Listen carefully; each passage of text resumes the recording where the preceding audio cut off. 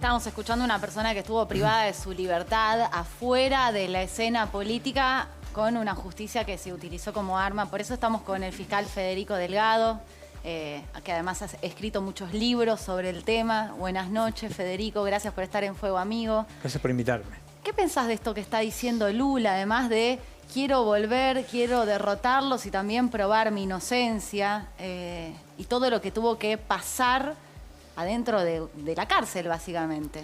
A mí me parece que Lula diga, tengo que probar mi inocencia, es un indicador del problema que tiene Occidente en general y cada país en particular. La ley, desde hace unos 15 o 20 años, se empezó a utilizar desprovista de cualquier componente moral. Quiero decir, la ley se pensó para salvar las personas, para protegerlas.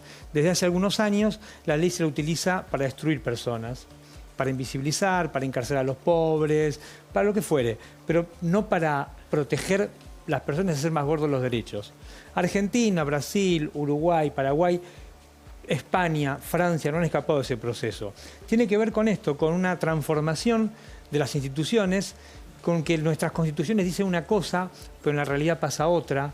Lo que fue previsto por nuestros padres fundadores, por decirlo de alguna manera, ha degenerado en formatos del ejercicio del poder político, a partir de los cuales quien consigue hacerse los roles de gobierno, en general puede hacer lo que quiere con las instituciones.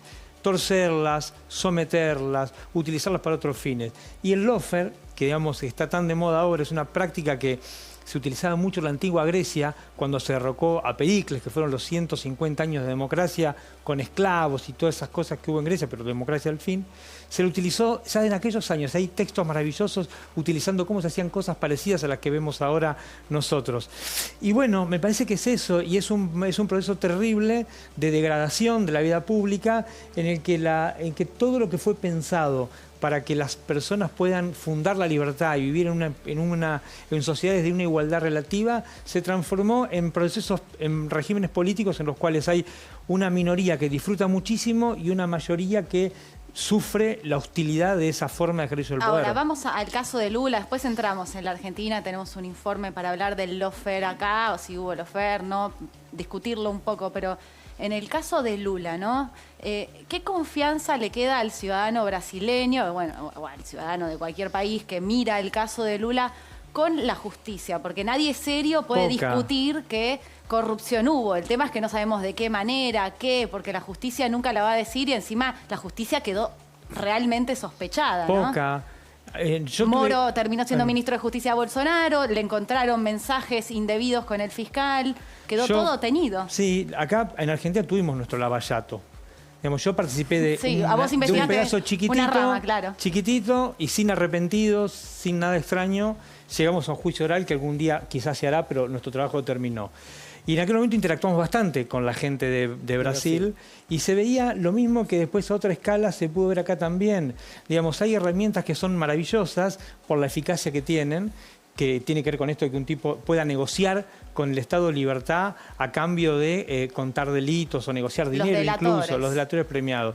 Más allá de la cuestión moral que tiene eso, que para mí es importantísima, pero dejémoslo a un lado, son herramientas muy eficaces, pero que en culturas jurídicas como las latinoamericanas o como la brasileña, donde está este problema de manipulación de la ley, la verdad, son casi incentivos institucionales tremendos para que ocurran, para que pase de todo.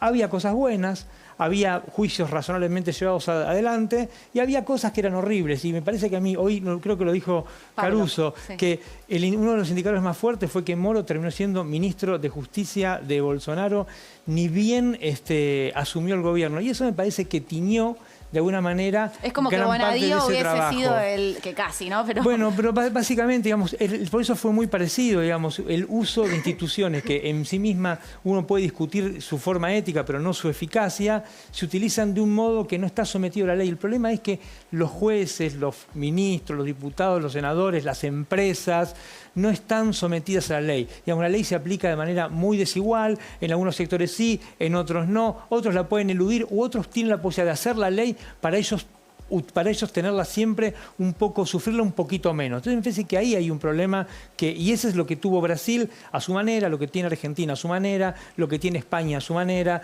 lo que tiene Occidente a su manera. ¿Vos crees, coincidís en que hay una asignatura pendiente, no solo en Brasil, en la Argentina, en la región, que tiene que ver con el buen funcionamiento de la justicia? Absolutamente. Digamos, perdón por la autorreferencia. Escribiste un libro sobre el tema. No, pero claro, se llama República la impunidad del último. Y el otro día con Cata tenemos un pequeño espacio que son unos vivos que hacemos, paso el chivo los jueves, por Instagram.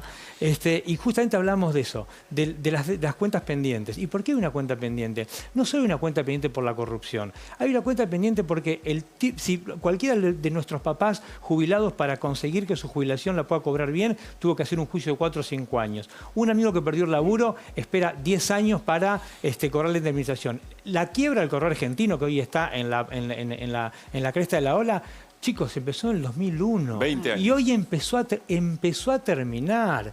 Digamos, ¿quién de buena fe puede discutir que nuestra justicia no construye lejanía, es profundamente injusta? Pero ¿por qué está así? Digamos, yo creo que el formato del poder político en la Argentina requiere una cuota de impunidad, y la justicia, más allá de las buenas personas que hay, que son la gran mayoría, la justicia como institución lo que hace es garantizar esa dosis de impunidad. Digamos, y por eso son nuestros juicios los que llegan a la esfera pública, los que ustedes se enteran, y los otros que no se enteran también, tienen el mismo problema, son el eterno durante, empiezan pero nunca terminan. Ahora, algo que siempre charlamos nosotros es qué pasa que cuando las personas son oposición o están en campaña, prometen que eso lo van a cambiar y después llegan al poder y se olvidan de cambiar esto. Durante el macrismo, Macri hablaba de una justicia justa y que se estaba haciendo justicia mientras encarcelaban con prisiones preventivas y sin juicios justos a exfuncionarios kirchneristas. Ahora que dejó el poder y que perdió bastante el poder incluso en su espacio político, dijo ayer en una carta en Facebook que se siente perseguido y que van por sus hijos. Casi diciendo lo mismo que decía Cristina en el macrismo. Discursos calcados con los mismos jueces, el mismo sistema, el mismo Comodoro Pi, pero nadie hace nada. ¿Por qué? Porque a mí lo que me parece es que más allá de las personas, que te puede caer simpático más uno, más otro, uno puede ser más responsable, más irresponsable en las cosas que dice, me parece que lo que los tipos se dan cuenta cuando salen del poder, cuando salen de la botonera, es que hay una cosa que los trasciende, y es un formato de ejercicio del poder que trasciende a las personas, y que uno lo puede ver tranquilamente si solamente mira la participación de los trabajadores en el salario en la Argentina, como desde el año 74, 75 hasta ahora es un tobogán que explica que nuestra democracia fabrica marginalidad, fabrica pobres, que la justicia no es justa, que como ayer decía Yolanda Díaz en España, los gobiernos se sienten más cerca de las élites que de la gente. Digamos, me parece que ahí está el problema, que hay un formato del poder que es... Hay un formato del poder, perdón, con esto cierro, hay una forma de ejercicio del poder que es brutalmente hostil para las mayorías. Y me parece que eso es lo que tenemos que pensar, lo que tenemos que discutir los argentinos, y tenemos que pensar cómo desarmarlo. Bueno, eso te iba a preguntar, cómo desarmarlo. Sí. Pero te lo pregunto de esta manera, porque ponemos a la justicia ahí como desenganchada de la realidad del resto de la gente. Ahora, lo cierto es que los argentinos no somos apegados a la ley. No. ¿No? Está como instituido la coima al policía para que no te haga la multa, poner unos mangos más para sacar el registro, o tener mejor lugar en el cine, en las butacas y demás. Es decir, vos cómo cambiás, porque hay un tema cultural ahí también, absolutamente. ¿no? Es decir, me parece que esa justicia representa un poco lo que todos somos en la Argentina. ¿Cómo lo modificás? A mí me parece que al menos lo que hay que empezar a modificarlo, bueno, hablemos no solamente de los tribunales para no quedarnos toda la noche, pero en los tribunales lo que hay que hacer básicamente, no hay plan B. ¿Qué quiero decir con esto? Nuestros sistemas reglamentarios, y tendremos que remontarnos a fines del siglo XIX, dan por sentado que jueces, fiscales, empleados van a ser leales con la Constitución. Y no hay costos, no hay plan, no hay forma de que los malos, los que se portan mal, los que son desleales, tengan algún costo en tiempo real para portarse bien. No tiene incentivos institucionales. Para mí, la reforma judicial de verdad que hay que hacer no tiene que ver con, o a lo mejor sí, pero no solamente con Comodoro Pi, la Corte, si 9, 11, 15 o 20, sino con empezar a atacar el dispositivo desde los cimientos, los concursos, los acuerdos, los manoseos, los maridajes y fundamentalmente quitarnos a nosotros los judiciales la discrecionalidad que tenemos para decir que esto es una pava, que eso es una pizza y que no pase absolutamente nada. Porque me parece que el problema que hay es un problema grosero de rendición de cuentas. No lo digo en términos abstractos, digo de verdad, si vos, a mí a fin de año nadie me pregunta cuántas causas resolví. Nadie. Un juez puede tener una causa 10 años en un cajón, otro en ese proceso, en ese mismo lapso, por ahí resolvió 100, y al final de cuentas, el que la tuvo 10 no pasa nada. Digamos, si ¿eso tiene que ver con una sobrecarga o no, por el manejo discrecional? Eso Bueno, hoy me tomo 10 años para... No, eso tiene que ver con que puedes hacer el uso privado del expediente. Uso privado del expediente, y quiero volver a este concepto que has dicho sobre la rendición de cuentas, que no hay rendición de cuentas, no hay exigencia de los otros poderes, a cómo ustedes trabajan, los fiscales, los jueces, pero tampoco de los ciudadanos. Yo me acuerdo cuando escribimos el primer libro que decidimos ir a un par de juicios orales y públicos de cosas que le afectan a la gente, accidentes, robos, accidentes, que son abiertos a todos. No había nadie... No. En algún caso, algún juez se quedó dormido. Y nadie, a mí me parece... Eso es lo que pasa. A mí me parece que la justicia, hábilmente, la justicia como dispositivo, construye lejanía.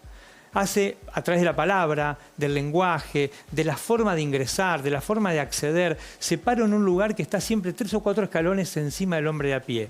Y eso genera una especie de naturalización de que esto es cosa de políticos, cosa de élites, esto no define mi vida, esto es solamente para la TV. Y eso lo que hace es justamente hacer el sistema más fuerte. Pero además, digamos, que es mentira, ¿no? Porque en las cárceles las causas que más les tocan a ustedes son un robo de carne, ¿no? Sí, un robo de melones. El sistema funciona básicamente para el derecho penal. Básicamente es muy hostil con los más vulnerables y es muy genuflexo con los más poderosos. Federico, quiero preguntarte algo, vuelvo un pasito atrás, pero tiene que ver con la solución seguramente. Y voy a agarrar algo que vos decías, bueno, desde la década del 70 para acá la participación en el salario de los trabajadores, en la riqueza del salario del trabajador ha decaído. También es cierto que no todos los gobiernos tiraron para abajo, que hay expresiones políticas que son distintas, digamos, ¿no? De hecho, cada vez que eso se quiso mantener alto, aparecieron golpes en algún momento o distintos tipos de disrupción. Bueno, te pregunto esto porque vos dijiste antes, todo quien gana el gobierno se tienta o intenta conducir al Poder Judicial de esta manera. ¿Es quien llega al gobierno o es quien detenta realmente el poder real? Porque si los medios de comunicación... Y me parece una pregunta importante, porque si no toda la política es mala. Es una gran pregunta. No, es una gran pregunta. Es una gran pregunta. Tan es así que fíjate que hay algo que tienen en común Néstor Kirchner, Cristina Kirchner, Mauricio Macri y hasta ahora Alberto Fernández, es que intentaron hacer una modificación de la justicia, todos los gobiernos después discutimos cuál nos gusta más, cuál nos gusta menos, y ninguno la pudo llevar adelante un 100%. Casi nada. El gobierno de Cristina Kirchner fue el que más cerca estuvo, porque logró la sanción de las leyes de reforma, de democratización de la justicia, te acordarás. Sí. Sin embargo, esas leyes después fueron parcialmente invalidadas por el propio Poder Judicial. Ahí, claro, ahí está, me parece que eso es lo que esa es mi humilde tesis de la sedimentación y el formato del poder político. La autonomía de la Constitución, la autonomía de las instituciones es realmente bastante pobre, digamos, me parece bastante pobre, y obviamente cuando yo digo el sistema es muy remunerativo para muy pocos, estoy pensando en la evasión tributaria, estoy pensando en lavado de dinero, estoy pensando en el narcotráfico, estoy pensando en los grandes casos de corrupción, digamos, donde son claramente zonas a las que la ley no llega. Esto O'Donnell lo llamaba las zonas marrones. Y en un país como la Argentina, en el que, cito de nuevo O'Donnell, está organizado como una suerte de corporativismo anárquico, en el que un montón de corporaciones luchan sin reglas por hacerse del poder, por hacerse de la riqueza, por acumular riquezas, y a veces lo hacen con las reglas, a veces contra las reglas o a veces con las reglas de la mano, me parece que la pregunta tuya es muy pertinente. Digamos, me parece que es parte del problema. Sí, pero aparte no hay equilibrio entre esas corporaciones. Absolutamente que no. Porque el Poder Judicial hoy puede ser, puedes pensarlo también como una corporación por sobre otras, incluso sobre otros poderes del Estado. Lo es, mirá, hay un texto maravilloso, Roberto Gargalela, donde él rastrea el origen elitista del Poder Judicial, y él dice que el Poder Judicial fue pensado a fines del siglo XIX para garantizar una interpretación de la ley determinada, que tiene que salvaguardar algunas cuestiones muy importantes, básicamente con la propiedad, con el derecho de propiedad. Básicamente eso. Y esa es la verdadera familia judicial. ¿Eso responde a que no paguen ganancias, por ejemplo? Pero claramente. Digamos, y eso lo podemos charlar de mil maneras, tiene un componente teórico puro que es hermoso porque los jueces no pagan ganancias. Ahora, en sociedades como las que tenemos nosotros, tan fragmentadas,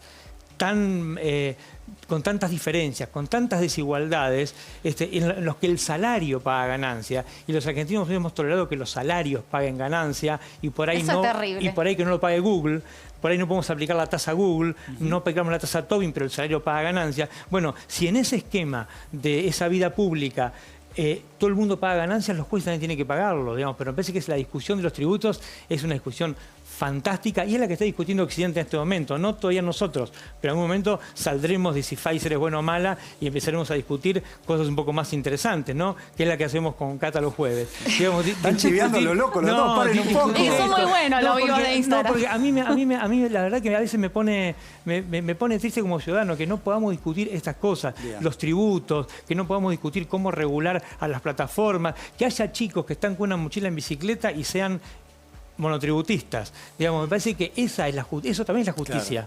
Claro. Gracias, bueno, Federico. Volverás, seguiremos charlando, pero muchísimas gracias por estar acá en Fuego Amigo. Gracias por invitarme. Y nosotros nos vamos a un corte y ya venimos con un poco más de Fuego Amigo.